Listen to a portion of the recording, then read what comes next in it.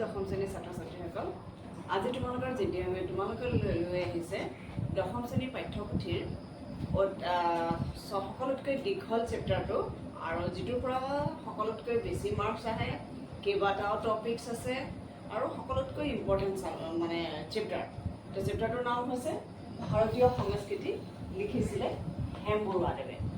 এতিয়া মই তোমালোকৰ প্ৰত্যেকটো চেপ্টাৰতে এক্সপ্লেইন কৰোঁতে কৈ গৈ আছোঁ যে প্ৰতিটো চেপ্টাৰৰ লেখকৰ পৰিচয় জনাটো অত্যন্ত দৰকাৰী। পোনপ্ৰথমে লৈ আহিছোঁ মই তোমালোকৰ বাবে হেম বৰুৱাদেৱৰ পৰিচয়। তোমালোকে পেজ নম্বৰ 39 উলিয়াই লোৱা, নিজৰ বুক খুলি ল'বা। হেম বৰুৱাদেৱৰ জন্ম হৈছিলে 1915 চনত আৰু ক'ত জন্ম হৈছিলে? তেজপুৰত। 1915 চনত তেখেতৰ জন্ম হৈছিলে তেজপুৰত। 1932 চনত তেজপুৰ চৰকাৰী হাইস্কুলৰ পৰা প্ৰৱেশিকা। তো 1915 তেখেতৰ জন্ম আৰু 1932 চনত তেখেতে তেজপুৰ চৰকাৰী হাইস্কুলৰ পৰা, যিখন আমি তেজপুৰ গভৰ্ণমেণ্ট বইজ বুলি জানো, সেইখনৰ পৰা তেখেতে 1932 মেট্ৰিক পাছ কৰিছিলে। 1936 চনত কটন কলেজৰ পৰা IA মানে তেতিয়াৰ সময়ত আমি যিটো এতিয়া HS হাই ছেকেণ্ডেৰীটোক তেতিয়া IA বুলি কোৱা হৈছিল দেই। 1934 চনত কটন কলেজৰ পৰা তেওঁ IA কৰিছিলে আৰু 1936 চনত 36ত BA পাছ কৰে। 1938 চনত কলিকতা বিশ্ববিদ্যালয়ৰ পৰা MA পাছ কৰে। 1940 চনত যোৰহাট কলেজত অধ্যাপনাৰে চাকৰি জীৱন আৰম্ভ কৰা বৰুৱাদেৱে 1946 চনত গুৱাহাটী ভোলা বৰুৱা কলেজৰ অধ্যক্ষ হয়। তো তেখেতে 1938ত MA কমপ্লিট কৰিলে। তাৰপিছত 1940ত যোৰহাট কলেজত তেখেতে চাকৰি কৰিছিলে অধ্যাপক হিচাপে দেই।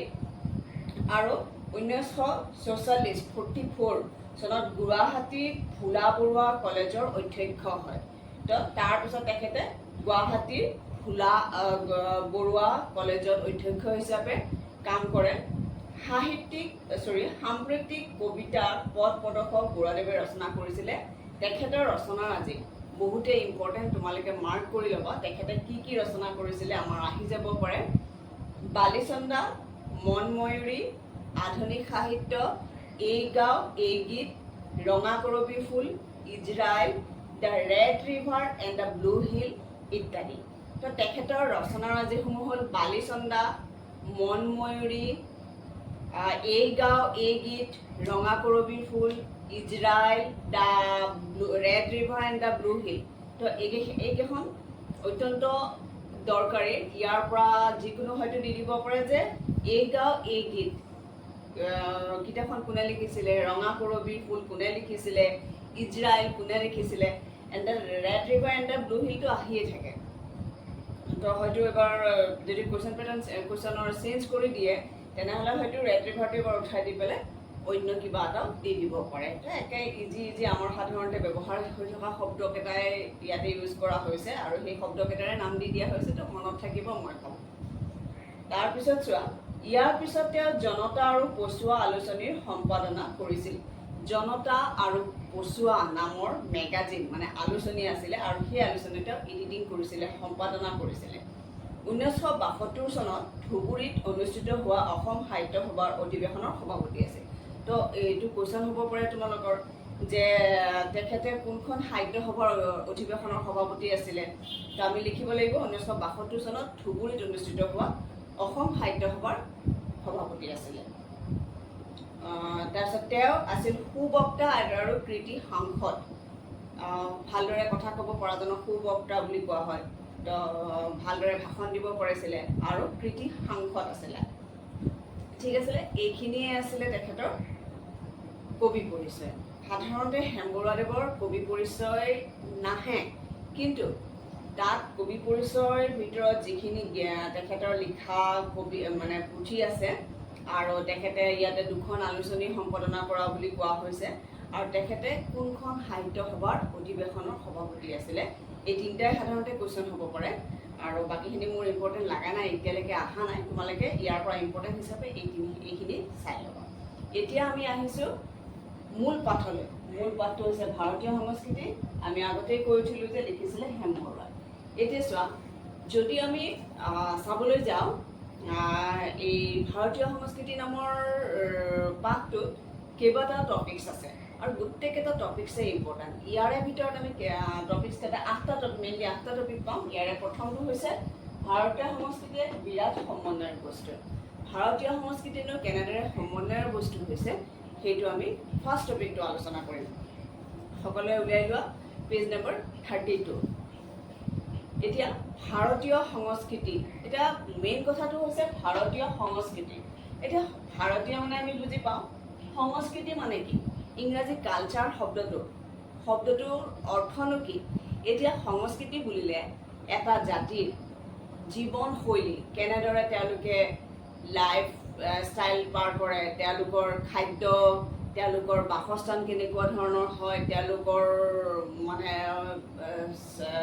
চিত্ৰশৈলী, তাৰপিছত তেওঁলোকৰ ভাস্কৰ্যশৈলী, তেওঁলোকৰ মানে যিখিনি মানে অৱসৰ বিনোদনৰ সময়ত আমি তেওঁলোকে কেনেদৰে টাইম অতিবাহিত কৰে, সেইখিনিকে আমি সংস্কৃতি বুলি কোৱা হয়। এতিয়া ভাৰতীয় সংস্কৃতি বুলিলে কি? ভাৰতীয় বুলি ক'লে কি হয় যে ইয়াত বিভিন্ন জাতি উপজাতি লগ লাগি ভাৰত এটি লগ হৈছে। এতিয়া সেই সকলোখিনি লগ লাগি ভাৰতীয় সংস্কৃতিটো কেনেদৰে গঠন হ'ল আমি এই টপিকটোত পঢ়িবলৈ পাম। ভাৰতীয় সংস্কৃতি এক বিৰাট সমন্বয়ৰ বস্তু। ভাৰতীয় সংস্কৃতিনো কেনেকৈ? সমন্বয় মানে হৈছে মিলা মেচা, গোটেইবিলাক একেলগে টুগেডাৰ হৈ যোৱা, সেইটোৱে হৈছে সমন্বয়। এতিয়া কেনেকৈনো ভাৰতীয় সংস্কৃতিটো এটা বিৰাট ডাঙৰ সমন্বয় সৃষ্টি কৰিছে আমি পাম। চোৱা, ইয়াতে দিয়া হৈছে ভাৰতীয় সংস্কৃতি এক বিৰাট সমন্বয় বস্তু। এতিয়া ভাৰতৰ সংস্কৃতিত কি কি আছে চোৱা, আৰ্য, অনাৰ্য, মংগোলীয়, দ্ৰাবিড়, তাৰপিছত গ্ৰীক, শক, হুল ইত্যাদি বিভিন্ন মানৱপুঞ্জ ভাৰতবৰ্ষলৈ বিভিন্ন সময়ত আহিছিলে, যে বিভিন্ন ধৰণৰ জাতি উপজাতি, যেনে ধৰা আৰ্য, অনাৰ্য, মংগোলীয়, দ্ৰাবিড়, এইবিলাক নিশ্চয় তোমালোকে ছ'চিয়েল ছায়েন্সত পাইছা। তাত কেনেকৈ আৰ্য অনাৰ্য এইবিলাক এটা বেলেগ টপিক, মই এইটোৰ ওপৰলৈ নাযাওঁ এতিয়া, গ'লে ভিডিঅ'টো বহুত দীঘল হৈ যায়। তো তেনেধৰণৰ লোকসকল আহি ভাৰতবৰ্ষখনক কেনেদৰে তেওঁলোকে বসতি স্থাপন কৰিলে, আৰু বসতি যেতিয়া তেওঁলোকে স্থাপন কৰিবলৈ ল'লে, তেওঁলোকে এটা ভূখণ্ডত, এটা নিৰ্দিষ্ট ভূখণ্ডত যেতিয়া একেলগে থাকিবলৈ ল'লে, আৰু তেতিয়া সকলোৰে সংস্কৃতিটো সকলোৱে গ্ৰহণ কৰিব, আৰু তাৰ ফলত কি হৈছে, এটা বিৰাট সমন্বয় হৈ উঠিছে। এতিয়া তাকেই পাইছোঁ চোৱা, ইয়াত নিগাজিকৈ বাছি লৈছিল। পুৰণি ভাৰত বুৰঞ্জী যেনেকৈ অভিযানৰ বুৰঞ্জী, তেনেকৈ সমন্বয়ৰ বুৰঞ্জী। ভাষাতত্ত্ব, সামাজিক, ৰাজনৈতিক আদৰ্শ, সাহিত্য, শিল্পকলা, দৰ্শন ইত্যাদি ক্ষেত্ৰত এক বিৰাট সমন্বয় সৃষ্টি হৈছে। ভাৰতবৰ্ষত আৰ্য, অনাৰ্য, মংগোলীয়, দ্ৰাবিড়, গ্ৰীক, শক, হুন, মোগল, পাঠান ইত্যাদি বিভিন্ন জাতিগোষ্ঠীৰ লোক আছিলে, ইত্যাদি মানৱ গোষ্ঠীৰ লোকসকলে। তো তেওঁলোকে সমন্বয় কোন কোন ক্ষেত্ৰত গঠন কৰিলে চোৱা, কোন ক্ষেত্ৰত আমাক এটা পাঠটো দিছে। ভাষাতত্ত্ব, ভাষাৰ ক্ষেত্ৰত, সামাজিক ৰাজনৈতিক আদৰ্শ, সাহিত্য, শিল্পকলা, দৰ্শন। তো ভাষাৰ ক্ষেত্ৰত তেওঁলোকে সমন্বয় কৰিছে। সামাজিক ৰাজনৈতিক আদৰ্শ, সমাজত কেনেদৰে মানুহ থাকিবলৈ লাগে, আৰু ৰাজনৈতিক যিখিনি আমাক ৰুলছ বান্ধি দিছে সেইখিনি আমি কেনেদৰে পালন কৰিব লাগে। সাহিত্য চৰ্চা বা সাহিত্য লিখাৰ ক্ষেত্ৰত, শিল্পকলা, দৰ্শন ইত্যাদি ক্ষেত্ৰত এই বিভিন্ন জাতি জনজাতিসমূহ লগ লাগি এক বিৰাট সমন্বয় সৃষ্টি হৈছে। যেতিয়া গোটেইখিনি মানুহ থাকিলে, যে এটা ভূখণ্ডৰ মাজত যেতিয়া থাকিব, এটা ওচৰা ওচৰি মানুহখিনিৰ লগত যেতিয়া তেওঁলোকে মিলি থাকিব, তেওঁলোকৰ ভাষাসমূহ মানে ধৰা ইটোৰ ভাষাটো সিটোৱে অলপ লৈছে, সিটোৰ ভাষা সিটোৱে লৈছে, তো তেনেদৰে তেওঁলোকে ভাষাটো গ্ৰহণ কৰিছে। তাৰপিছত সামাজিক ৰাজনৈতিক আদৰ্শ, কেনেকৈ এখন সমাজত থাকিব লাগে তাৰ কালচাৰটো তেওঁ লৈছে, মানে সমাজত যিখিনি ৰুলছ ৰেগুলেশ্যন, ৰাজনৈতিকভাৱে যিখিনি ৰুল ৰেগুলেশ্যন আমি সকলোৱে একেলগে পালন কৰিছোঁ। তো তেনেদৰে মিলি এক বিৰাট সমন্বয় হৈছে। এই সমন্বয়ে ভাৰতীয় সংস্কৃতিৰ স্বৰূপ প্ৰকাশ কৰিছে। ভাৰতীয় সংস্কৃতিৰ সমন্বয় আদৰ্শৰে জীয়াই আছে, যে ভাৰতীয় সংস্কৃতিৰ সমন্বয় আদৰ্শ, যে এইটো বহুত ইম্পৰ্টেণ্ট কথা। সমন্বয়, ভাৰতীয় সংস্কৃতিটো সমন্বয় আদৰ্শৰে কিন্তু জীয়াই আছে। এই সংস্কৃতিৰ সমন্বয় ইমান গাঢ় হৈছিল যে ইয়াত বিভিন্ন ধাৰাৰ মূল ঠাৱৰ কৰাটো প্ৰায় টান হৈ পৰিছিল। যে এই সমন্বয় ইমানেই ষ্ট্ৰং আছিল যে কোনখিনিৰ পৰা ক'ত কেনেকৈ কি উৎপত্তি হ'ল, যে মূল ক'ৰ পৰা আহিছে বিচাৰ কৰাটো একে সহজ নহয়। নহয়। তাৰপিছত চোৱা দিছে ক্ৰমবৰ্ধমান শক্তি হৈছে প্ৰকৃত শক্তি। ক্ৰমবৰ্ধমান ভাৰতীয় সংস্কৃতিটো এটা জেগাত ৰখি যোৱা নাই, ক্ৰমান্বয়ে বৰ্ধিত হৈ গৈ আছে। আৰু ক্ৰমবৰ্ধমান শক্তিয়ে হৈছে ভাৰতীয় সংস্কৃতিৰ প্ৰাণ। ভাৰতীয় সংস্কৃতিটোক কোনে ৰক্ষা কৰিছে? ক্ৰমবৰ্ধমান গতিয়ে, যে ভাৰতীয় সংস্কৃতি একালত যিটো আছিলে সেইটোতে ৰখি থকা নাই, ক্ৰমান্বয়ে বৃদ্ধি হৈ গৈ আছে।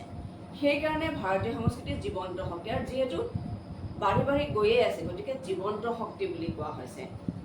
স্প্ৰেংলাৰৰ সভ্যতা সংস্কৃতি তথা এইকাৰণে ভাৰতীয় সংস্কৃতিৰ ওপৰত প্ৰভাৱ বিস্তাৰ কৰিব পৰা নাই। তো আমি এইখিনিলৈকে গম পালোঁ যে ভাৰতীয় সংস্কৃতি এক বিৰাট সমন্বয় বস্তু। মানে আমি কেনেকৈ গম পালোঁ যে বিভিন্ন ধৰণৰ জাতি জনগোষ্ঠীৰ লোক আহি একেলগে ভাৰতভূমিত থাকিবলৈ লৈছিলে, আৰু তেওঁলোকে ভাষাতত্ত্ব, সামাজিক ৰাজনৈতিক আদৰ্শ, সাহিত্য, তাৰপিছত দৰ্শন ইত্যাদি ক্ষেত্ৰত তেওঁলোকে সকলোৱে যিহেতু একে ঠাইতে এটা ভূখণ্ডতে আছিলে আৰু সমন্বয়ৰ সৃষ্টি হৈছিলে। এইখিনি আহি গ'ল। নেক্সট চোৱা সভ্যতা আৰু সংস্কৃতি কি। এতিয়া আমি ছেকেণ্ড টপিকলৈ আহিছোঁ। ইয়াত সভ্যতা আৰু সংস্কৃতিনো কি আমি জানিব পাৰিম।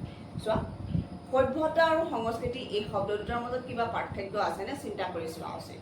আচলতে এই শব্দ দুটাৰ মাজত পাৰ্থক্য আছে, এটাৰ সলনি আনটো ব্যৱহাৰ কৰিব নোৱাৰি। সভ্যতাই বিশেষ এটা সামাজিক বা ৰাজনৈতিক অৱস্থাক বুজায়, ই এটা সমাজ পদ্ধতি। তো এই সভ্যতা শব্দটোৱে আমাক কি বুজাইছে? সভ্যতা শব্দটোৱে বিশেষ এটা সামাজিক আৰু ৰাজনৈতিক অৱস্থা, যে এজন মানুহ সভ্য বুলি কেতিয়া কোৱা হ'ব? যেতিয়া সমাজে বান্ধি দিয়া কিছুমান ৰুল ৰেগুলেশ্যন, তাৰপিছত ৰাজনৈতিকভাৱে গভৰ্ণমেণ্টে দিয়া কিছুমান ৰুল ৰেগুলেশ্যনৰ মাজত তেওঁ জীৱন নিৰ্বাহ কৰিছে, দেন মানুহ এজন সভ্য। সভ্যতা কি দিছে? যে সভ্যতাই বিশেষ এটা সামাজিক বা ৰাজনৈতিক অৱস্থা বুজায়, ই এটা সমাজ পদ্ধতি, যে এখন সমাজত কেনেদৰে আমি চলিব লাগে সেই সভ্যতাই আমাক শিকায়। এনেধৰণৰ জীৱন পদ্ধতিৰ জৰিয়তে সংস্কৃতিৰ জীৱন সম্ভৱপৰ নহয়, আৰু অকল সভ্য হ'লেই সংস্কৃতিৰ কথা গম পাব নোৱাৰি। তো কি দিছে চোৱা, এনেধৰণৰ জীৱন পদ্ধতিৰ জৰিয়তে সংস্কৃত জীৱন সম্ভৱপৰ নহয়।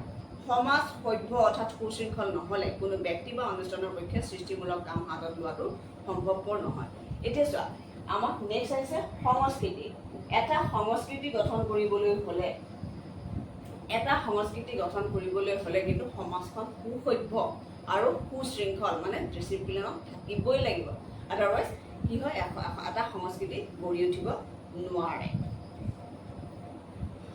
এনেধৰণৰ পদ্ধতিৰ জৰিয়তে সংস্কৃতি জীৱন সম্ভৱপৰ নহয়। সমাজ সভ্য অৰ্থাৎ সুশৃংখল নহ'লে কোনো ব্যক্তি বা অনুষ্ঠানৰ পক্ষে সৃষ্টিমূলক কাম হাতত লোৱাটো সম্ভৱপৰ নহয়। আৰু যেতিয়া সংস্কৃতি বুলি কৈছে তাত সৃষ্টিমূলক কাম নিশ্চয়কৈ আহিব। আৰু যদি সমাজখন সভ্য বা সুশৃংখল নহয়, বিশৃংখল হৈ থাকে, তেনেহ'লে কিন্তু তাত এটা সংস্কৃতি গঢ়ি উঠিব নোৱাৰে। আনহাতে সংস্কৃতি হৈছে কোনো এটা জাতি বা সমাজ এখনৰ জীৱন প্ৰতিভা। এতিয়া সংস্কৃতি বুলি ক'লে কোনো এটা জাতিৰ কি হৈছে জীৱন প্ৰতিভা, মানে দাপোন স্বৰূপ। যেনেকৈ দাপোন এখনত, আইনা এখনত আমি নিজকে দেখি পাওঁ, ঠিক সেইদৰে এটা জাতিৰ সংস্কৃতিটো যেতিয়া আমি দেখিম তেতিয়া গম পাম যে জাতিটো কেনেকুৱা ধৰণৰ, তেওঁলোকে কিমানখিনি ওপৰত আছে বা কিমানখিনি তেওঁলোকে অনুন্নত, সেই সংস্কৃতিটোৰ জৰিয়তে আমি গম পাব পাৰোঁ। এটা জাতি সুসভ্য হ'ব পাৰে, আনহাতে ইয়াৰ কোনো লেখত ল'বলগীয়া সংস্কৃতি নাথাকিব পাৰে, যে জাতি এটা সুসভ্য হ'লেই কিন্তু তাৰ সংস্কৃতি নাথাকিবও পাৰে। ভাষা, সাহিত্য, সুকুমাৰ কলা, দৰ্শন ইত্যাদি ক্ষেত্ৰত প্ৰকাশ পোৱা প্ৰতিভা হৈছে জাতি বিশেষৰ সংস্কৃতিৰ মাপকাঠি। এতিয়া সংস্কৃতি বুলি ক'লে মই অলপ আগতে যিটো কৈ আহিছিলোঁ যে সংস্কৃতি গঠন হ'বলৈ তাত কি লাগিব? ভাষা লাগিব, সাহিত্য লাগিব, সুকুমাৰ কলা বুলি ক'লে তাত নৃত্য, গীত, ছবি, স্থাপত্য, ভাস্কৰ্য ইত্যাদি সকলো সুকুমাৰ কলাৰ ভিতৰতে সোমাব। দৰ্শন, ফিলচফি ইত্যাদি ক্ষেত্ৰত প্ৰকাশৰ প্ৰতিভা হৈছে জাতি বিশেষৰ সংস্কৃতিৰ মাপকাঠি। এতিয়া সংস্কৃতি বুলি ক'লে আমি এইকেইটা কথাকে বুজিম। সভ্যতাই সমাজ সুশৃংখল কৰি সংস্কৃতিৰ সৃষ্টিত ৰূপ দিয়াত সহায় কৰে। যে যেতিয়া সভ্য হ'ব, সভ্যতাই কি কৰে? সমাজখন ডিচিপ্লিনত আনিব, সুশৃংখল কৰিব, বিশৃংখলতা নাইকিয়া কৰিব, আৰু তেতিয়াই তাত এটা সংস্কৃতি গঢ়ি তুলিবৰ বাবে সম্ভৱ হয়। সংস্কৃতি আৰু সভ্যতাৰ মাজত যিখিনি আছিলে, সভ্যতা কি আৰু সংস্কৃতি কি আছিলে, ইমানখিনি আছিলে। সভ্যতা হৈছে কোনো এটা ৰাজনৈতিক বা সামাজিক অৱস্থা আৰু সংস্কৃতি হৈছে কোনো এটা জাতিৰ জীৱন প্ৰতিভা। মই ভাবোঁ এইটো ক্লিয়াৰ আছে, আৰু যদি কিবা ডাউট থাকে তেনেহ'লে মোক কমেণ্টত ক'বা, মই ক্লিয়াৰ কৰি দিম। নেক্সট আমি আৰু এটা টপিকত আহিছোঁ। থাৰ্ডটো হৈছে সংস্কৃতিৰ অবিচ্ছিন্ন ধাৰাই হৈছে ভাৰতীয় জীৱনৰ মূল সম্পদ। অবিচ্ছিন্ন মানে কেতিয়াও বিচ্ছিন্ন নহয়, ছিগি নাযায়। সংস্কৃতিৰ অবিচ্ছিন্ন ধাৰাই হৈছে ভাৰতীয় জীৱনৰ মূল সম্পদ। এতিয়া ভাৰতীয় সংস্কৃতি, ভাৰতীয় জীৱনৰ মূল সম্পদ আমি বুলি ক'লে সংস্কৃতিৰ অবিচ্ছিন্নতাকে আমি বুজিম। এতিয়া তোমালোকে পেজ নম্বৰ 33 চোৱা, থাৰ্ড লাইনত আছে, সংস্কৃতিৰ অবিচ্ছিন্ন ধাৰাই হৈছে ভাৰতীয় জীৱনৰ মূল সম্পদ। ইয়াৰ প্ৰভাৱ বাধাহীন গতিৰ বুৱতী, যিদৰে নদীৰ সোঁতক বন্ধ কৰিব কোনেও নোৱাৰে, বাধা দিব কোনেও নোৱাৰে, ঠিক সেইদৰে ভাৰতীয় সংস্কৃতিও কেতিয়াও বাধা দি ৰখাব নোৱাৰে। ই কি হৈ থাকে, ক্ৰমবৰ্ধমানভাৱে বাঢ়ি গৈয়ে থাকে। ই অবিচ্ছিন্ন ধাৰা। ইয়াৰ পিছত চোৱা, ই ঐতিহ্যৰ পৰা একেৰাহে নিৰবিচ্ছিন্নভাৱে বৈ আহিছে। ভাৰতীয় সংস্কৃতি ঐতিহ্যৰ পৰা নিৰবিচ্ছিন্নভাৱে বৈ আহিছে। সমাজৰ ওপৰত প্ৰাকৃতিক পৰিৱেশনৰ ওপৰত সাজ পৰাটো স্বাভাৱিক। যে ভাৰতীয় ভৌগোলিক জীৱন বৈচিত্ৰ্যময়। এফালে শুকান মৰুভূমি, আনফালে মৌচুমী তাণ্ডৱ নৃত্য। এফালে পৰ্বতমালাৰ উচ্চ শিখৰ, এফালে যোজনব্যাপ্ত সমতল ভূমি। প্ৰাকৃতিক দৃশ্যাৱলীৰ পাৰ্থক্য, জলবায়ুৰ পাৰ্থক্য, জীৱনৰ গতিধাৰাৰ বৈচিত্ৰ্য ইত্যাদিৰ সৃষ্টিয়ে ভাৰতীয় জীৱন। যে এটা ভূখণ্ডৰ, এটা ভৌগোলিক পৰিৱেষ্টনৰ মাজত যদিও মানুহখিনি আছে, তথাপিতো কি হয় চোৱা, তাতো কিছুমান ডিফাৰেঞ্চ দেখা যায়। যদিও ডিফাৰেঞ্চ আছে, তো তথাপিতো কি হৈছে, ভাৰতৰ সংস্কৃতিটো নিৰবিচ্ছিন্নভাৱে অবিচ্ছিন্নভাৱে বচাই ৰাখিব পাৰিছে। তো চোৱা, ভাৰতবৰ্ষৰ কি বুলি কৈছে ইয়াতে, ভৌগোলিক জীৱন বৈচিত্ৰ্যময়, জিঅ'গ্ৰাফিকেলি মানে বেলেগ বেলেগ। যদিও জিঅ'গ্ৰাফিকেলি বেলেগ বেলেগ হয়, চোৱা এফালে জিঅ'গ্ৰাফিকেলি কি থাকে, শুকান মৰুভূমি, আৰু আনফালে মৌচুমী তাণ্ডৱ নৃত্য। যে এফালে ৰাজস্থানৰ সেইটো চাইডে শুকান মৰুভূমি, আনফালে মৌচুমী তাণ্ডৱ নৃত্য, খুব বেছি বতাহ, মৌচুমী বতাহ বুলি কোৱা হয়। যে এফালে পৰ্বতমালাৰ উচ্চ শিখৰ, মানে হিমালয়ৰ কথা কোৱা হৈছে, পৰ্বতমালাৰ উচ্চ শিখৰ, আনফালে যোজনব্যাপ্তি সমতল ভূমি, মানে প্লেইন এৰিয়া। প্ৰাকৃতিক দৃশ্যাৱলীৰ পাৰ্থক্য, যে নেচাৰেলি বেলেগ বেলেগ হয়। জলবায়ুৰ পাৰ্থক্য, ক্লাইমেট বেলেগ, জীৱনৰ গতিধাৰাৰ বৈচিত্ৰ্য ইত্যাদিয়ে ভাৰতীয় জীৱন। তো যদিও ইমানখিনি ডিফাৰেঞ্চ আছে, তথাপিতো আমাৰ সকলোৰে মনত কিন্তু আমি সকলোৱে ভাৰতীয় এই মনোভাৱ গঢ়ি তুলিব পাৰিছোঁ। কেনেকৈ পাৰিছোঁ চোৱা, ভাৰতীয় মনে প্ৰাকৃতিক অসামঞ্জস্যক স্বীকাৰ কৰি লৈছে। যে প্ৰাকৃতিকভাৱে যদিও কিছুমান সামঞ্জস্য নাই, এনেধৰণৰ মনস্তাত্ত্বিক পৰিস্থিতিয়ে জীৱনৰ অসামঞ্জস্যক স্বীকাৰ কৰি ল'বলৈ বাধ্য কৰিছে। যদিও ডিফাৰেঞ্চ কিছুমান আছে, তথাপিতো আমাৰ মনে সেইটো স্বীকাৰ কৰি লৈছে। ভাৰতীয় বিশাল ভূমিখণ্ডৰ একালত বাহিৰৰ ন মানৱপুঞ্জক আহ্বান জনাইছিল। এছিয়াৰ চৌদিশৰ পৰা অহা মানৱপুঞ্জৰ সৈতে দেশ প্লাবিত কৰিছিল। প্ৰত্যেকেই ব্যক্তিগত প্ৰতিভা অনুসৰি সংস্কৃতি ৰচনা বৰঙণি যোগাইছিল। যে আমাৰ এছিয়া মহাদেশৰ বিভিন্ন ঠাইৰ পৰা বিভিন্ন মানুহ এসময়ত ভাৰতবৰ্ষ আহি ভৰ্তি হৈছিলে, আৰু যিবিলাক মানুহ আহিছিলে তেওঁলোকৰ নিজা নিজা একোটা সংস্কৃতি আছিলে, আৰু সেই সংস্কৃতিবিলাক আহি ভাৰত ভূমিত মেলি দিছিলে। তাৰপিছত চোৱা কি দিছে, পণ্ডিত ৰাহুল সংকৃতায়নৰ ফ্ৰম ভলগা টু গংগা নামৰ কিতাপখনত এই সম্বন্ধে বহল বৰ্ণনা কৰিছে। তো ইয়াতে এটা কুৱেশ্যন হ'ব পাৰে, ফ্ৰম ভলগা টু গংগা কোনে লিখিছিলে, বা পণ্ডিত ৰাহুল সংকৃতায়নৰ ভাৰতীয় সংস্কৃতিৰ বিষয়ে বৰ্ণনা কৰা কিতাপখনৰ নাম কি আছিলে। তেনেকুৱা ধৰণৰো হ'ব পাৰে কুৱেশ্যনটো। তেতিয়া আমি লিখিব লাগিব ফ্ৰম ভলগা টু গংগা।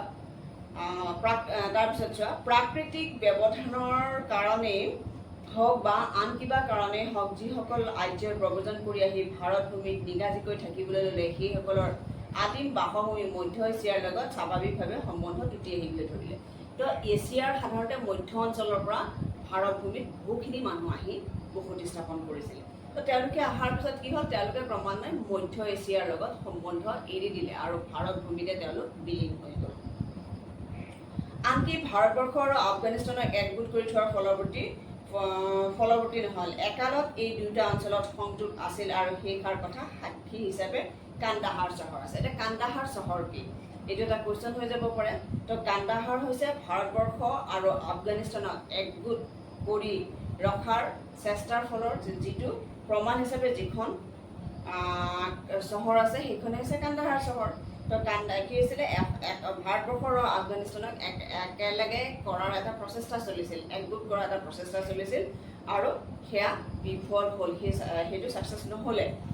আৰু তাৰ সেইটো যে প্ৰচেষ্টাটো কৰিছিলে তাৰ প্ৰমাণ হিচাপে কান্দাহাৰ চহৰখন কিন্তু বৰ্তি থাকিল। কান্দাহাৰ ভাৰতীয় নাম। গ্ৰীকসকলে পাঞ্জাৱ আৰু আফগানিস্তানক একগোট কৰি থ'বলৈ চেষ্টা কৰিছিল, তেওঁলোকৰ এই চেষ্টা ব্যৰ্থ হৈছিল।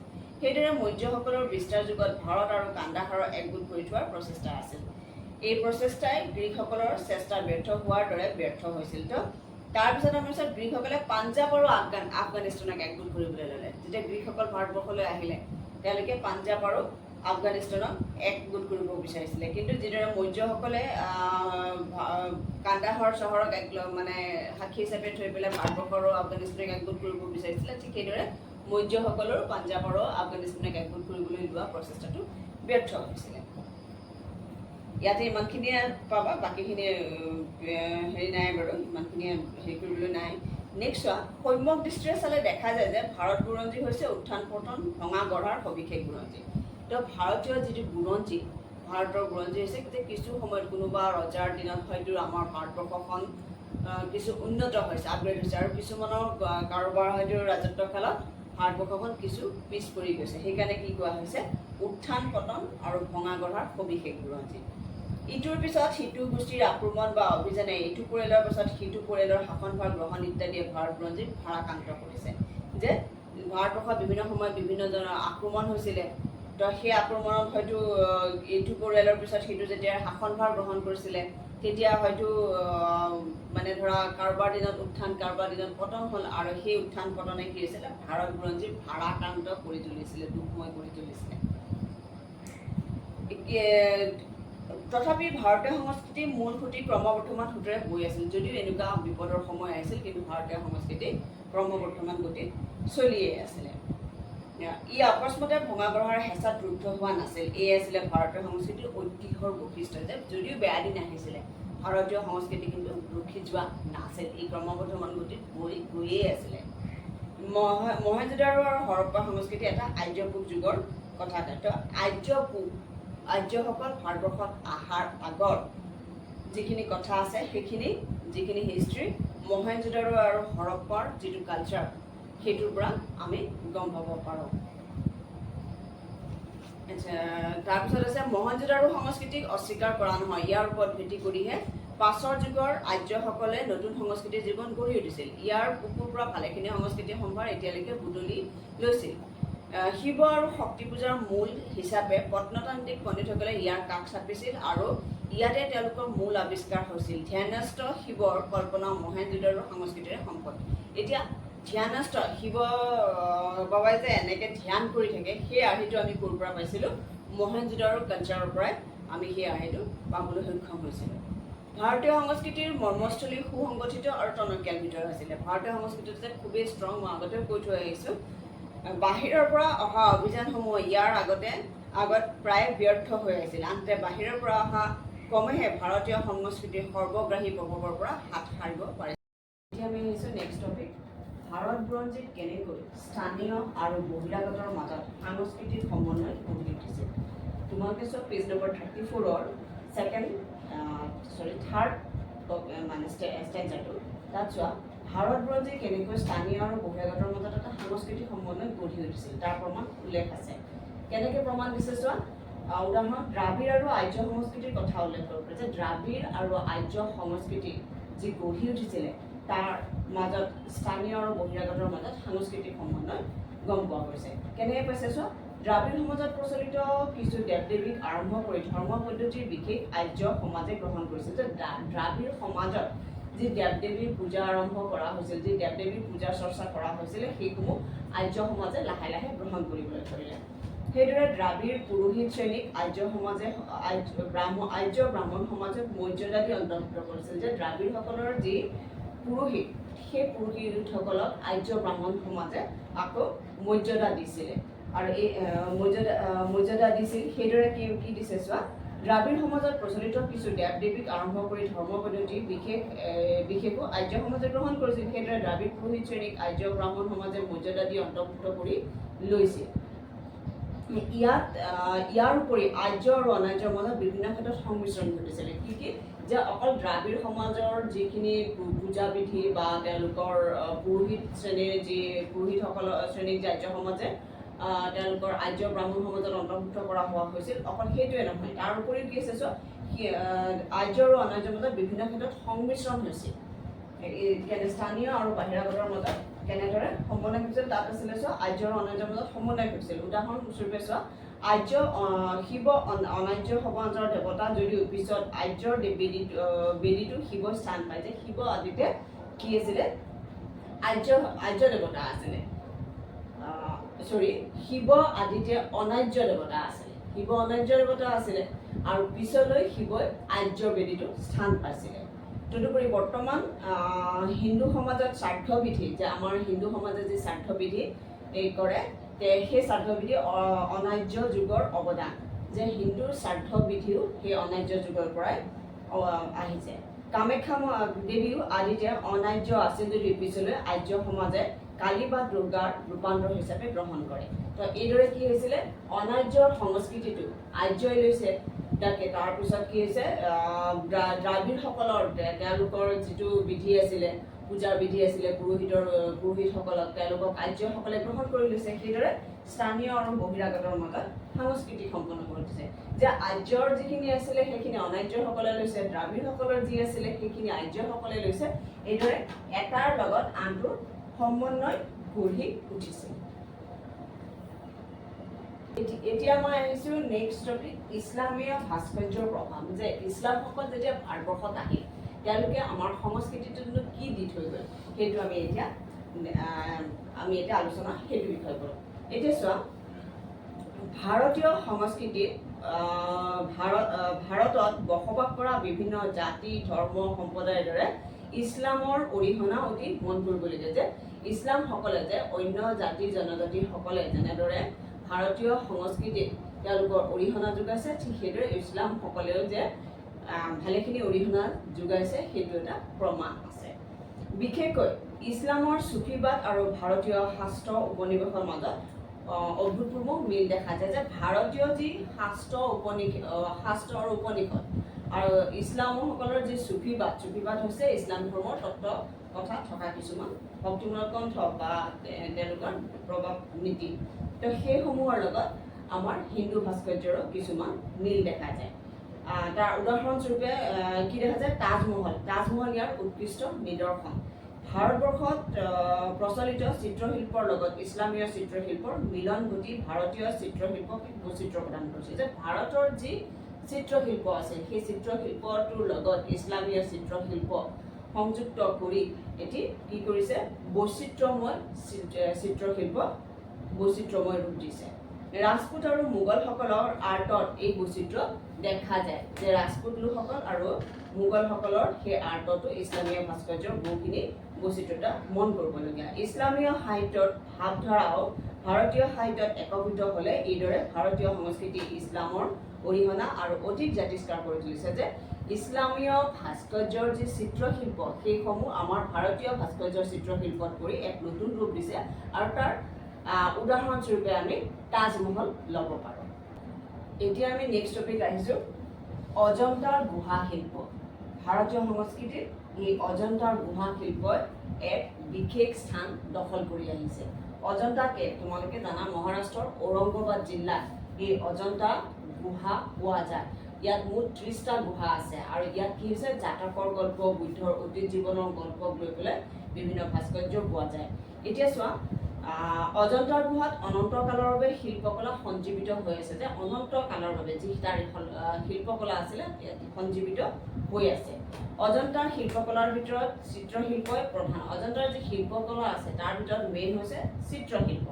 অজন্তাৰ ছবিবোৰত ভাৰতীয় সংস্কৃতিৰ বৌদ্ধ যুগৰ কথা সোঁৱৰাই। এইটো এটা কোৱেশ্যন হৈ যাব পাৰে, অজন্তাৰ চিত্ৰশিল্পই কোনটো যুগৰ কথা সোঁৱৰাই, বৌদ্ধ যুগৰ কথা সোঁৱৰাই।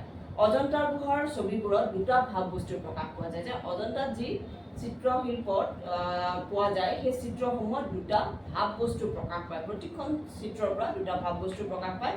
তাৰে এটা হৈছে সন্ন্যাস জীৱন, আনটো হৈছে সমূহীয়া জীৱন। যে তাত দুটা চিত্ৰ প্ৰকাশ পায়, তাৰে এটা হৈছে সন্ন্যাস জীৱন, আনটো হৈছে সমূহীয়া জীৱন।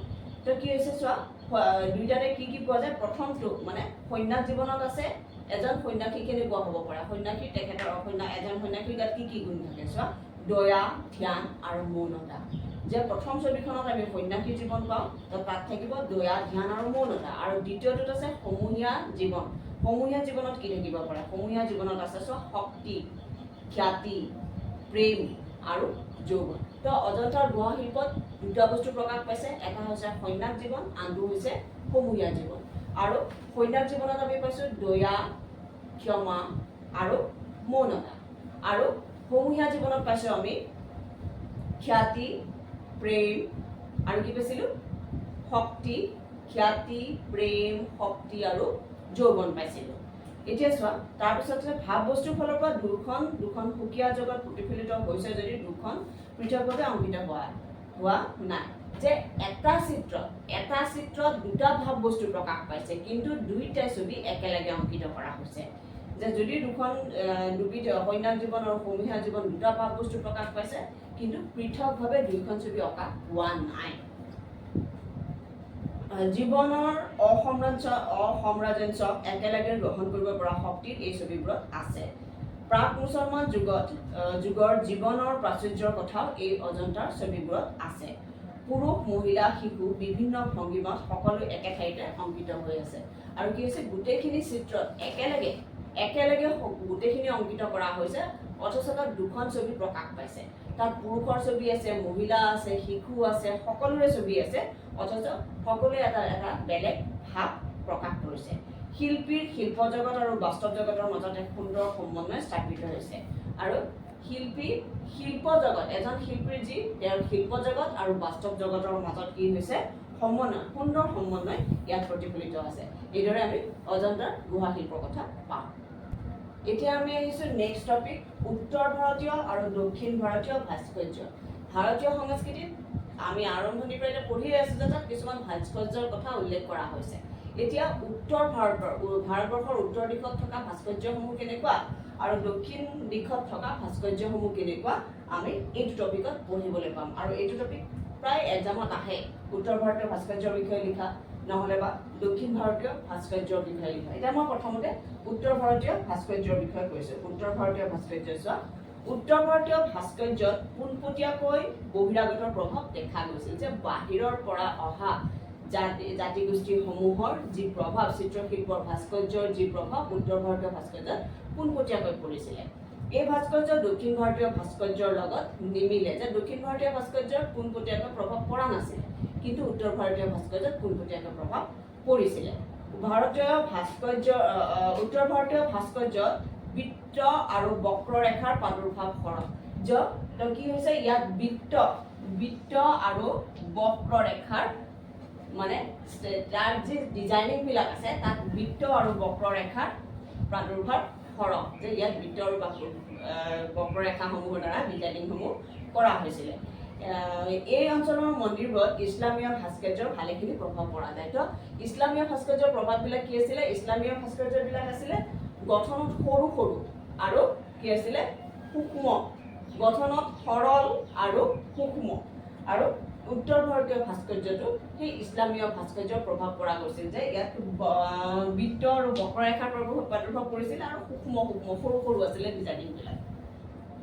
ই আচলতে সংহতিৰ ভাস্কৰ্য। কিহৰ কাৰণে হ'ল, কিয়নো ইয়াত বেলেগ এটা মানে ইছলামীয় ভাস্কৰ্য তাত ইয়াত প্ৰভাৱ পৰিছে।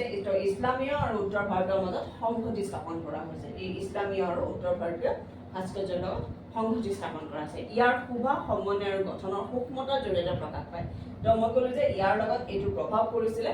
কিটো প্ৰভাৱ পৰিছিলে, যেনেকৈ ইছলামীয় ভাস্কৰ্যসমূহ সূক্ষ্ম টাইনি, তো উত্তৰ ভাৰতীয় ভাস্কৰ্যবিলাকতো সেই সূক্ষ্মতাৰ কথা প্ৰকাশ পায়। এতিয়া আমি আহিছোঁ দক্ষিণ ভাৰতীয় ভাস্কৰ্য। তো কি হৈছিলে, উত্তৰ ভাৰতীয় ভাস্কৰ্যত পোনে পোনে কি হৈছিলে, বহিৰাগতৰ প্ৰভাৱ পৰিছিলে, কিন্তু দক্ষিণ ভাৰতীয় ভাস্কৰ্যত পোনে পোনে বহিৰাগতৰ প্ৰভাৱ পৰা নাছিল। গতিকে ইয়াৰ নিজস্ব বিচাৰ পদ্ধতি দেখিবলৈ পোৱা গৈছে যে যিহেতু ইয়াত বেলেগৰ প্ৰভাৱ পৰা নাছিলে, গতিকে ইয়াত কি হৈছিলে নিজস্বতা ইয়াত দেখিবলৈ পোৱা গৈছিল যে ইয়াৰ যিটো ভাস্কৰ্য আছিলে, দক্ষিণ ভাৰতৰ যিখিনি চাথৰ ভাস্কৰ্য আছিলে ইয়াত নিজস্বতা প্ৰকাশ পাইছিলে। ই ভাৰতীয় সংস্কৃতিৰ বৈচিত্ৰ্যক ৰঙীন কৰি তুলিছিল, যে কালাৰফুল কৰি তুলিছে। ই ভাস্কৰ্য এটা আচুতীয়, এটা বেলেগ ধৰণৰ হয়, তো ই বেছি কালাৰফুল কৰি তুলিছে বুলি কৈছে। দক্ষিণাত্যৰ ভাস্কৰ্যত কোণ আৰু সৰল ৰেখাৰ প্ৰাদুৰ্ভাৱ সৰহ। তো ইয়াত কি কৰিছিলে, উত্তৰ ভাৰতীয় ভাস্কৰ্যত কৰিছিলে বৃত্ত আৰু বক্ৰৰেখাৰ, ইয়াতে কোণ আৰু সৰল ৰেখাৰ কৰিছিলে দক্ষিণ ভাৰতীয়। তো ডিজাইনিং বিলাকত আমাৰ এই কোণ, এংগল আৰু সৰল ৰেখাৰ প্ৰাদুৰ্ভাৱ দক্ষিণ ভাৰতীয় ভাস্কৰ্যত কৰা হৈছিলে। তো কি হৈছে, ইয়াৰ আৰ্হিৰ পুনৰাবৃত্তিৰ স্থান নাই। তো ইয়াত যিখিনি দক্ষিণ ভাৰতীয় ভাস্কৰ্যত যিখিনি ডিজাইনিং হৈ আছিলে, ইয়াৰ ডিজাইনিংখিনি এটাৰ লগত আনটো নিমিলে। যদি ইয়াতে কি আছিলে, কোণ আৰু সৰলৰেখাৰ ভিতৰত ভিত্তি কৰি ডিজাইনিংবিলাক কৰা হৈছিল, কিন্তু সেই ডিজাইনিংবিলাক এটাৰ পিছত আনটো কিন্তু এটা ডিজাইনিং ছেকেণ্ড টাইম আকৌ ৰিপিট নহয়। উদাহৰণস্বৰূপে কাঞ্জীভৰামৰ মন্দিৰৰ নিদৰ্শন দাঙি ধৰিব পাৰি। যদি আমি কাঞ্জীভৰাম মন্দিৰটোৰ যিটো ডিজাইনিং ভাস্কৰ্য আছে, সেই ভাস্কৰ্যবিলাক যদি চাওঁ, তেনেহ'লে আমাৰ দক্ষিণ ভাৰতীয় ভাস্কৰ্যৰ যি প্ৰভাৱ তাত পোনপটীয়াকৈ পৰা আমি দেখিবলৈ পাওঁ। এই মন্দিৰটোত 1000 স্তম্ভৰ প্ৰতিটো আৰ্হি বেলেগ বেলেগ। যে কাঞ্জীভৰাম মন্দিৰটো যদি আমি চাবলৈ যাওঁ, তাত 1000টা স্তম্ভ আছে। তো কিন্তু 1000টা স্তম্ভ থাকিলে প্ৰতিটোৰে ডিজাইনিংবিলাক বেলেগ বেলেগ হয়। গতিকে ক'ব পাৰি দক্ষিণাত্যৰ ভাস্কৰ্য এক সক্ৰিয় ভাস্কৰ্য ৰূপ লৈছে। তো উত্তৰ ভাৰতীয়ত কি হৈছিলে, বাহিৰাগতৰ প্ৰভাৱ পৰিছিলে, দক্ষিণ ভাৰতত বাহিৰাগতৰ প্ৰভাৱ পৰা নাছিলে। ই আছিলে গঠনৰ ইছলামীয়সকলৰ নিচিনা গঠনৰ সৰল আৰু সূক্ষ্মতা, কিন্তু ই গঠনত সৰলতা আৰু সূক্ষ্মতাই প্ৰকাশ পোৱা নাছিলে। ইয়াত আছিলে বৃত্ত আৰু বক্ৰৰেখাৰ প্ৰাদুৰ্ভাৱ, দক্ষিণ ভাৰতত কোণ আৰু সৰল ৰেখাৰ প্ৰাদুৰ্ভাৱ পৰিছিলে, আৰু ই স্বতঃস্ফূৰ্তভাৱে হৈছিলে, এটাৰ লগত আনটো নিমিলিছিলে। ইয়াত যদি আমি কাঞ্জীভৰাম মন্দিৰটো চাবলৈ যাওঁ, তেনেহ'লে আমি কি পাম, ইয়াতে 1000টা মানে স্তম্ভ আছে, আৰু প্ৰতিটোৰে ডিজাইনিংসমূহ বেলেগ বেলেগ, আৰু ইয়াৰ যিখিনি ভাস্কৰ্য আছে ই এটা বেলেগ সক্ৰিয় বৈশিষ্ট্য প্ৰদান কৰিছে। এবাৰ আমি আহিছোঁ নেক্সট টপিক, মোগল সম্ৰাট বাবৰৰ আমোলত ভাৰতত প্ৰৱেশ কৰা চিত্ৰকলাৰ ধাৰা। যে মোগল সম্ৰাট বাবৰ যেতিয়া ভাৰতবৰ্ষত আহিছিলে, তেতিয়া 13টা চিত্ৰকলাৰ নতুন ধাৰা লৈ আহিছিলে। সেইখিনি সময়ত চিত্ৰকলাটো আমাৰ আপগ্ৰেড হৈছিলে। চোৱা পেজ নম্বৰ 37ৰ ফাৰ্ষ্টতে আছে। চোৱা, মোগল সম্ৰাট বাবৰৰ আমোলত চিত্ৰশিল্পৰ নতুন ধাৰা পোনপ্ৰথমে ভাৰতবৰ্ষত প্ৰৱেশ কৰে। এই চিত্ৰশিল্পৰ মূলতে আছিল প্ৰচুৰ ব্যক্তিবোধ। এনে তৰহৰ ব্যক্তিবাদী আৰ্টত জনজীৱন বা সমষ্টি জীৱনৰ কোনো সংবাদ নাছিল। তো কি হৈছে, এনে তৰহৰ ব্যক্তিবাদত যে মোগল সম্ৰাট বাবৰৰ আমোলত যি চিত্ৰশিল্পৰ প্ৰচলন হৈছিল, তাত কি আছিলে, ব্যক্তিবাদ, ব্যক্তিক কেন্দ্ৰ কৰি যিসমূহ আৰ্ট কৰা হৈছিল, জনজীৱন বা সমষ্টি জীৱনৰ লগত সংবাদ নাছিল। যে সমষ্টি জীৱন, ব্যক্তিবাদৰ লগত সমষ্টিবাদৰ সংবাদ নাছিল। ইয়াত লক্ষ্য আছিল ব্যক্তিৰ জীৱন প্ৰকাশ, এজ এ পাৰ্টিকুলাৰ এজন ব্যক্তিৰ জীৱন প্ৰকাশ কৰাই আছিলে ইয়াৰ উদ্দেশ্য। ইয়াৰ জন্ম হৈছিল তাইমুৰ খাঁ আৰু চেংগিজ খাঁৰ ৰাজ দৰবাৰত। এই ধাৰাটো কেতিয়া হৈছিলে, তাইমুৰ খাঁ আৰু চেংগিজ খাঁৰ নামৰ প্ৰসিদ্ধ ৰজা দুজনৰ ৰাজ দৰবাৰৰ পৰা এই চিত্ৰশিল্পৰ আৰম্ভণি হৈছিল। গতিকে যুগৰ প্ৰকৃতি অনুসৰি এই আৰ্ট ব্যক্তিবাদী কঠোৰ হ'বলৈ বাধ্য হৈছিল। ইয়াত ভাৱ প্ৰৱণতা নাই, আৰু বিপুল উৎসাহ, উদ্দীপনা আৰু প্ৰেৰণা পোৱা গৈছিল। তো ইয়াতে আমি কি পাইছিলোঁ যে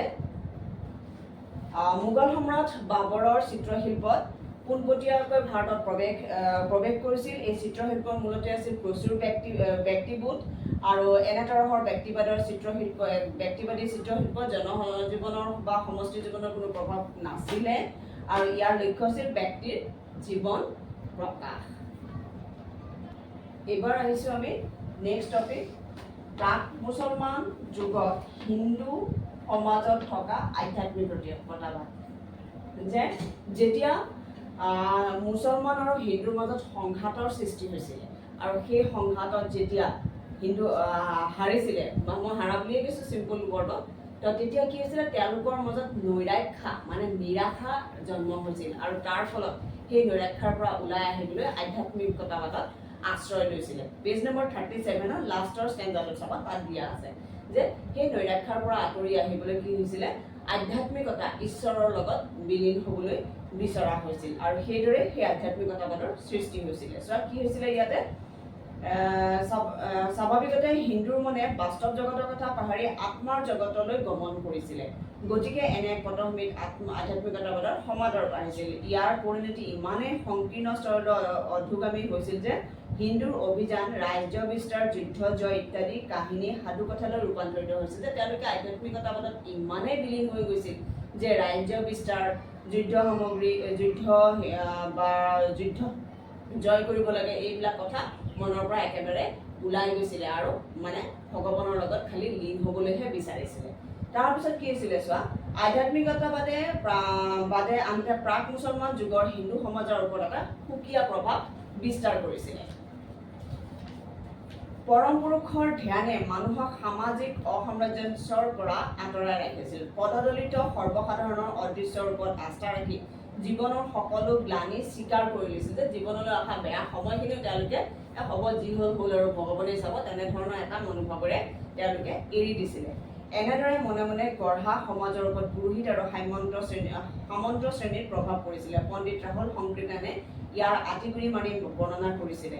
সমাজৰ অত্যাচাৰ উৎপীড়নৰ বিপক্ষে জনসাধাৰণে কিয় মূৰ দাঙি উঠা নাছিল যে তেওঁলোকে আধ্যাত্মিকতাবাদত এনেকৈ লীন হৈ গৈছিল যে সমাজত তেওঁলোকৰ মাজত চলা কিছুমান ধৰা উৎপীড়ন অত্যাচাৰ সেইবিলাকতো তেওঁলোকে মূৰ দাঙি উঠা নাছিল। যি হৈছে ভগৱানে চাব আৰু এই বুলি তেওঁলোকে তেনেকুৱা ধৰণৰ মেণ্টেলিটি এটা গঢ়ি তুলিছিলে। আৰু কি হৈছিলে জীৱনত মাত্ৰ এটা মুহূৰ্তৰ অভিযান শেষ হ'লে মায়াৰ শেষ হ'ব। জীৱনটো মাত্ৰ এটা মুহূৰ্তৰহে অভিযান। তেওঁলোকৰ মনত এনেকুৱা ধৰণৰ ভাৱ হৈছিলে জীৱনটো মাত্ৰ এটা মুহূৰ্তৰহে অভিযান আৰু অভিযান শেষ হ'লে মায়াও শেষ হ'ব, মায়াৰ শেষ হ'ব এনেধৰণৰ তেওঁলোকৰ মেণ্টেলিটি গঢ়ি উঠিছিলে। এনেধৰণৰ চিন্তাধাৰাই বৈপ্লৱিক শক্তি নিস্তেজ কৰিছিল যে মনত বিপ্লৱৰ প্ৰতি কোনো ভাৱনা জাগ্ৰত হোৱা নাছিলে। যদিও তেওঁলোকৰ মাজত অত্যাচাৰ হৈছিলে উৎপীড়ন হৈছিলে নিৰ্বিবাদে সেয়া সহ্য কৰি গৈছিলে আৰু আধ্যাত্মিকতাবাদত লীন হৈ পৰিছিলে। ইছলামৰ সংঘাতে আমাক আধ্যাত্মিকতাৰ ধমনী কঁপাই তুলিছিল। পাৰ্থিৱ আৰু অপাৰ্থিৱ দুয়োটাৰ ওপৰত ইছলামৰ আস্থা প্ৰায় সমানে আছিল। কিছু পৰিমাণে ইছলামে সামাজিক গণতন্ত্ৰৰ জন্ম দিছিল। ই অনিশ্চয়তাৰ জনতাৰ ইয়াৰ জৰিয়তে মুক্তিৰ সন্ধান পাইছিল। সামাজিক জীৱনৰ ব্যক্তিৰ মুক্তিৰ বাণীয়ে ইছলাম ধৰ্মৰ প্ৰচাৰ দূৰ কৰিছিল আৰু ভাৰতভূমিত ইছলামৰ খৰতকীয়া প্ৰচাৰ ইও এটা কাৰণ যে সেইখিনি সময়ত কি হৈছিলে হিন্দুসকলৰ মনত আধ্যাত্মিকতা বাদে ইমানেই বেছি স্থান লৈছিলে যে সেইখিনি সময়ত তেওঁলোকে সকলো পাহৰি ঈশ্বৰৰ লগত একাত্মকতাবাদ সৃষ্টি কৰিছিল আৰু তেনে সময়তে ইছলামসকলে কি হৈছিলে তেওঁলোকৰ ইছলামৰ ব্যক্তিৰ মুক্তিৰ বাণী ইছলাম ধৰ্মৰ প্ৰচাৰ দ্ৰুত কৰি তুলিছিল যে ইছলাম ধৰ্মৰ প্ৰচাৰ সেইখিনি সময়ত স্পীড গতিত চলি আছে। সাহিত্য সম্পদৰ পিনতো ভাৰতীয় সংস্কৃতি বিশেষভাৱে চহকী কৰি থৈ গৈছিলে। সাধাৰণতে পুৰণি সাহিত্য ভক্তিমূলক আছিল যে আধ্যাত্মিকতাবাদৰ প্ৰভাৱে সেইখিনি সময়ত কি হৈছিলে আধ্যাত্মিকতাবাদৰ ওপৰত ৰিলেটেড বহুতখিনি গ্ৰন্থও ৰচনা হৈছিল যেনে তুলসীদাসৰ ৰামায়ণ, শংকৰদেৱৰ কীৰ্তন, মাধৱদেৱৰ নামঘোষা ইত্যাদি আধ্যাত্মিকতাবাদৰ ওপৰতে কেন্দ্ৰ কৰি গঠন হৈছিলে। আৰু ইয়াৰ পিছতে লাষ্টলৈ কি দিয়া আছে নতুন যুগৰ ভাৰতীয় সংস্কৃতি সমন্বয় হ'ব লাগে বুলি গান্ধীজীয়ে কৈছে। লাষ্টত গোটেই চেপ্টাৰটোৰ শেষত গান্ধীজীয়ে আমাক কৈ গৈছিল যে নতুন যুগৰ ভাৰতীয় সংস্কৃতি কি হ'ব লাগে সমন্বয় হ'ব লাগে আৰু লগে লগে অতীতত যিখিনি সৎ আৰু অসৎ বুলি সম্যক দৃষ্টিৰে স্বীকৃত হৈছে তাৰে বৰ্তমান সংস্কৃতি ভেটি বান্ধিবলৈ চেষ্টা কৰাটো উচিত যে যাৰ লগত যাৰ মনত যি আছে সেইবিলাক সকলো বেয়া ভাৱ আঁতৰাই যে সম্যক দৃষ্টিৰে কি কৰিছে বৰ্তমান সাংস্কৃতিক ভেটি গঢ়ি তুলিবলৈ লাগে আৰু ইয়াকে কাৰ্যত পৰিণত কৰিবলৈ ভাস্কৰ্য কৰাৰ দৰে নতুন সংস্কৃতি যে সমূহীয়া জীৱনৰ সম্পদ হ'ব লাগিব এই বিষয়ে সন্দেহ নাই যে আমাৰ কি হৈছে সকলোৰে মাজত এটা সংহতি সৃষ্টি কৰিবলৈ আমাৰ ভাস্কৰ্য শিল্পই আমাক বহুখিনি আগুৱাই নিব বুলি কৈ গৈছে আৰু ই হ'ব সমন্বয় বস্তু জনসাধাৰণৰ বাচনকনীয় সম্পত্তি স্থান আৰু কালজয়ী শিল্প প্ৰচেষ্টাৰ জিউলাত যে কি কৈছে যে সমন্বয় সৃষ্টি কৰিব লাগে, সকলোৱে নিজৰ কৃষ্টি সংস্কৃতিক কালচাৰ বচাই ৰাখিব লাগিব আৰু সকলো এক সংহতি সৃষ্টি কৰিব লাগিব আৰু আমাৰ ভাৰতীয় সংস্কৃতিটো বৰ্তাই ৰাখিব লাগিব। এইখিনিয়ে আছিলে পাঠটোৰ মেইন কথা। এতিয়া মই আৰম্ভণিতে কৈছোঁ যে পাঠটো বহুতেই দৰকাৰী, ইয়াৰ ভিতৰত কেইবাটাও তোমালোকৰ শ্বৰ্ট কুৱেশ্যনছ আছে আৰু প্ৰতিটো লাইনে ইম্পৰ্টেণ্ট, প্ৰতিটো লাইনে মই বিশেষকৈ যিকেইটা তোমালোকক টপিক ৱাইজ দি গৈছোঁ, মেইন হেৰি দি গৈছোঁ, তাৰ পৰা তোমালোকৰ ব্যাখ্যা অহাৰ বহুতখিনি চান্স আছে। আৰু তোমালোকৰ সেইখিনি হ'ল, কবি পৰিচয় হ'ল, এক্সট্ৰা কুৱেশ্যনখিনি তোমালোকে উলিয়াই ল'বা। যদি তোমালোকে নোৱাৰা মোক কমেণ্টত জনাবা, মই তোমালোকক পাঠভিত্তিক যিখিনি এক্সট্ৰা কুৱেশ্যন আছে সেইখিনি উলিয়াই দিম। আৰু নেক্সট ইয়াৰ লগত ৰিলেটেড আছে অজন্তাৰ গুহাটো তোমালোকে চাবাই, অজন্তাৰ গুহাৰ ওপৰত তোমালোকৰ শ্বৰ্ট কুৱেশ্যনছো হ'ব বা অজন্তাৰ গুহাৰ বিষয়ে লিখা বুলি 3-4 মাৰ্কছৰো দিব পাৰে। নেক্সট দিছে তোমালোকৰ এই শব্দ অৰ্থখিনি যে আছে, অৰ্থখিনিৰ লগতে পণ্ডিত ৰাহুল সংকৃতায়নৰ যিটো চমু টোকা দিছে সেইটো চাবা আৰু সৰ্বপল্লী ৰাধাকৃষ্ণনৰ যিটো চমু টোকা দিছে তাত চাবা, তাৰ পৰা কেইবাটাও কুৱেশ্যন হ'ব পাৰে, এইখিনি চাবা। চাপ'জ মই এটা শিকাই দিছোঁ, পণ্ডিত ৰাহুল সংকৃতায়নৰ আচল নামটো কি আছিলে, তো এইটো কুৱেশ্যন হৈ যায় ইয়াতে, তোমাৰ এই চমু টোকাতে পাবা। তাৰপিছত দিছে পণ্ডিত ৰাহুল সংকৃতায়নে, তেওঁতো আচল নাম আছিলে কেদাৰনাথ পাণ্ডে, তেওঁ কেনেকৈ কেদাৰনাথ পাণ্ডেৰ পৰা পণ্ডিত ৰাহুল সংকৃতায়ন হয়, যে তেওঁ সিংহললৈ গৈছিল আৰু বৌদ্ধ ধৰ্ম গ্ৰহণ কৰিছিল, তাৰপিছত তেওঁ ৰাহুল সংকৃতায়ন নামে জনা যায়। তো এনেকুৱা ধৰণৰ ইয়াৰ পৰা কুৱেশ্যন হ'ব। নেক্সট সৰ্বপল্লী ৰাধাকৃষ্ণনৰ এই চমু টোকাটোতো তোমালোকৰ ইয়াতে আছে যে তেওঁ দ্বিতীয় কি আছিলে, ৰাষ্ট্ৰপতি আছিলে, ভাৰতবৰ্ষৰ দ্বিতীয়গৰাকী ৰাষ্ট্ৰপতি আছিলে, তেওঁ কোন হয়, এনেকুৱা ধৰণৰ ইয়াতে কুৱেশ্যন হ'ব পাৰে। নেক্সট আৰু এটা মোৰ চকুত পৰিলে কিডছ কোন আছিলে, তোমালোকে ইংৰাজীত পাই আহিছিলা। কিডছ কোন আছিলে, কিডছ আছিল প্ৰকৃত ইংৰাজী ৰোমান্টিক কবি, তেওঁৰ পুৰা নাম আছিলে জন কিডছ আৰু তেওঁৰ মৃত্যুৰ কাৰণ আছিল এণ্টিমেন কবিতাৰ ওপৰত তীব্ৰ আপোষমূলক আলোচনা। তো এনেকুৱা ধৰণৰ এই তিনিটাৰ পৰা তোমালোকৰ মানে বহুতখিনি কুৱেশ্যন অহাৰ চান্স আছে। এনেদৰে তোমালোকে একচুৱেলি পাঠটো একে খুব ধুনীয়াকৈ পঢ়িবা, এবাৰ নহয়, দুবাৰ নহয়, 3বাৰমান তোমালোকে পঢ়িবা, ধুনীয়াকৈ সোমাই যাব মূৰত। আৰু তাৰপিছতো যদি কিবা থাকে মোক কমেণ্টত জনাবা। Thank U.